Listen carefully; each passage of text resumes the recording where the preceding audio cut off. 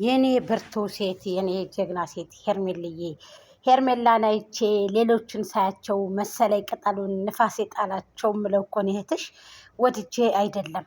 ምክንያቱም ብርቱ ስለሆንሽ፣ የሴቶች ተምሳሌት ስለሆንሽ፣ የፍቅር ሰው ስለሆንሽ፣ በሁለመናሽ በጥንክርናሽ የሴቶች ተምሳሌት የሴቶች ወይዘሮ ድንቅ እህታችን ማለት ነው።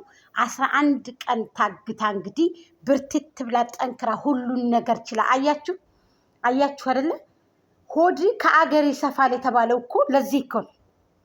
ሆድ ከአገር ይሰፋል። ሆድ አያችሁ ብዙ ነገር ይይዛል። ብዙ ነገር ሰምቶ ዝም አይቶ ዝም በሆዷ ሁሉን ነገር የሆነውንም ያልሆኑንም እምቅ አድርጋ ይችል ብዙ ነገር አይታ ሊሆን ይችላል።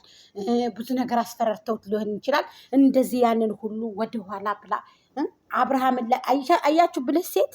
ለእኔ ሄርሜላ ብልህ ሴት ነች። ባሏን እንዳታጣ በብልሃት ይሄ ነው ሴትነት ጋይስ። የምሬን ነው የምላችሁ። ከዚች ልጅ ብዙ ነገር ትማራላችሁ። ይቺ ናት እንግዲህ ብልህ ሴት ለእኔ ማለት ነው።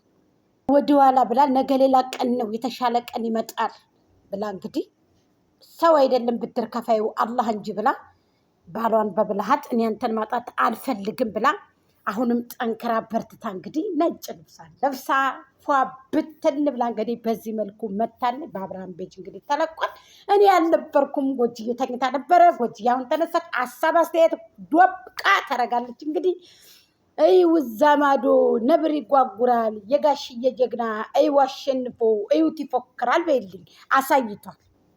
ብዙ ተከራክረዋል፣ ብዙ ተሟግተዋል። በአንቺ የተነሳ ሄርሜልዬ ታውቂያለሽ አብርሃምን እንደማይተኛ እንደማይቀመጥ የኔ ውድ። አንቺም ጀግና ሴት ነሽ፣ ታኮሪናለሽም ማለት ነው ከአላህ በታችና ስለዚህ የኔ ውድ እንወድሻለን፣ እናከብረሻለን። አሁንም እንድትበረች ነው የምንፈልገው። ብዙ ሰዎች ጎጃም ቀለበቱ ጋይስ፣ እኔ እንኳን ለቀለበቱ ተውት፣ ዝም በሉ። እሱን እንሄድበታለን። የምርን ምላችሁ እንመጣበታለን። ብዙ ኢትዮጵያ ውስጥ ታውቃላችሁ፣ እገታ እንደቀላል ነው እንዴ? እግር እያጎደሉ እጅ እያጎደሉ እንዴ አቁስለው አድምተው እየላኩ እገታን እንደቀላል ነገር ነው እንዴ እናንተ የተጠቀማችሁት?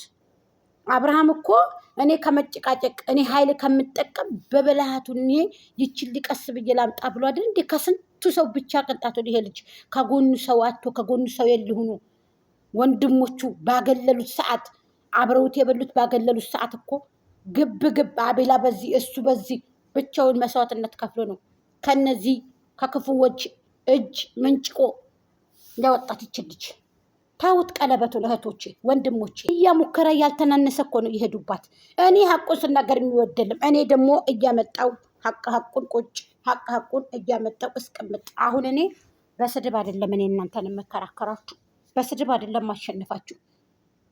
በጠረጴዛ ዙሪያ በውይይት በሀሳብ ተከራክሬ ግን እኔ እናንተን አሸንፋችኋል። ለምን? እውነትን ስለያዝኩኝ ማለት ነው።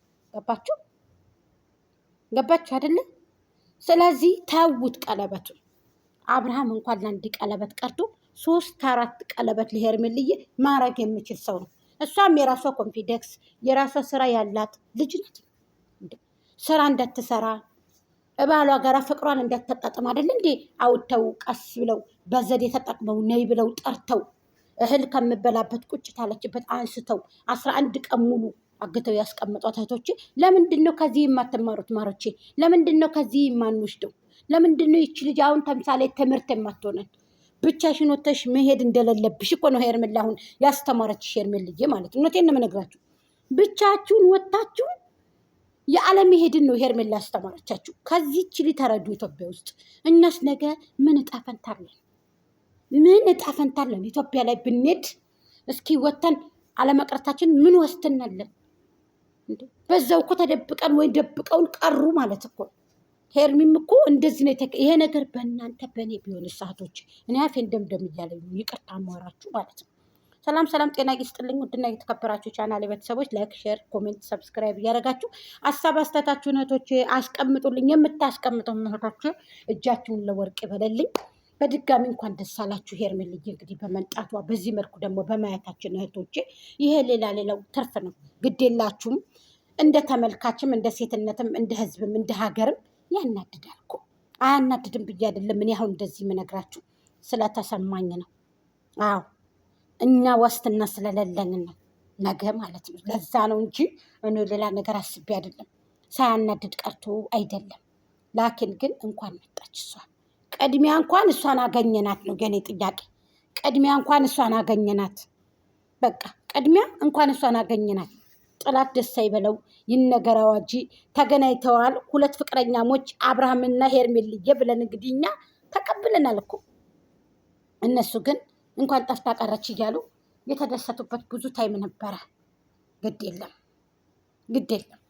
ይሄንንም አልፈነዋል። ብዙ አልፈው የመጡ ልጆች ናቸው እነዚህ ሁለቱ።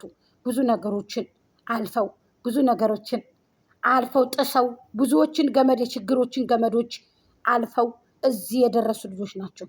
ስለዚህ ይሄ ሊገርመን አይገባም። እህቶቼ በርቱልኝ። አመሰግናለሁ ሁላችሁንም የኔ ማሮች። ሄርሜልዬ ደግሞ ካሁን በኋላ ጥንቃቄ አድርጊ። ሄርሜልዬ እንወድሻለን፣ እናከብርሻለን ማሬ።